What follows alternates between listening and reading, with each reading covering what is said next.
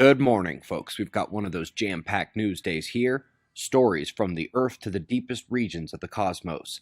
Let's begin over at spaceweathernews.com, and we find the last day on our star. Still no sunspots or solar flares, but we have numerous coronal holes, including a large one becoming visible at the 9 o'clock position there at the end.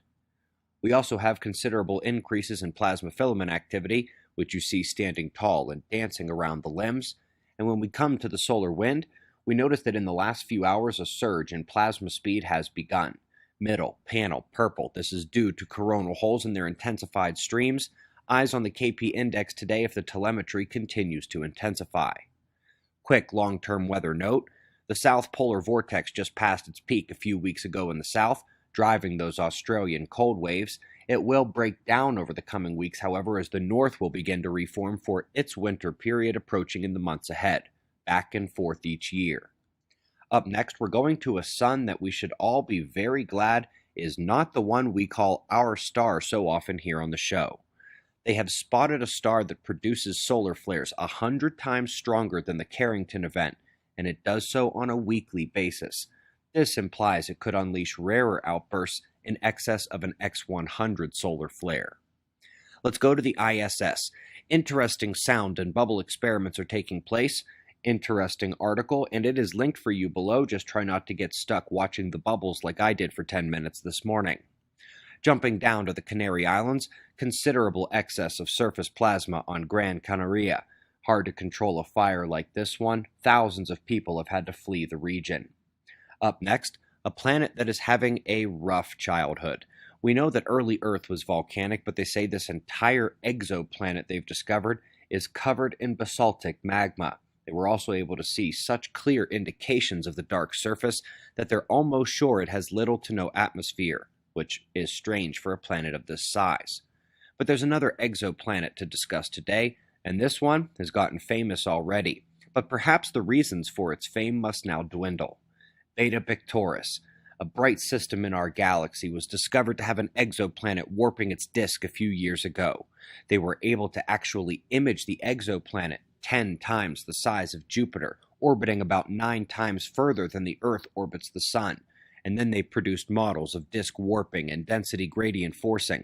And then, of course, they will need to throw all that out and start over because another massive planet is in there playing a role in the dynamics. They have discovered a planet 9 times the size of Jupiter, but orbiting only twice the distance from the Earth to the Sun. And that one is going to play a much larger role on the initial disk warp structure than the one further out. So folks, you think Google's having a bad week? 2 whistleblower engineers from the inside describing their nonsensory, but when astrophysicists do it, we have moved to another level. One of the world's top journals, Astronomy and Astrophysics, has accused Google of having false data on their journal when it comes to their rankings and other things, and Google allegedly acknowledged their mistake, said it would be fixed, and then released the 2019 rankings and information without changing any of the wrong data. This not only hurts the journal, but it makes the author's citation stats that they give out seem wrong, and that really hurts their credibility in the field. Now, without comment on the actual rankings, I can tell you that no astrophysics journal is as willing to post articles against mainstream science and the lambda cold dark matter model as they are. Super flares, the importance of magnetism at cosmic scales. I have seen interesting woke behavior from this journal, and look what happened to them. Last article, same journal, and another major problem for dark matter. Previously reported tensions based on supernova, quasars, and gamma-ray bursts has now been confirmed to the 4 sigma level, meaning there's virtually no question that the mainstream cosmological paradigm is not representative of reality. When it comes to that reality, there is one way for you to get caught up on all of the material relevant in that field, along with a better, real story from top professors and newly declassified words from a government scientist. Watch our Plasma Cosmology movie linked right below this video.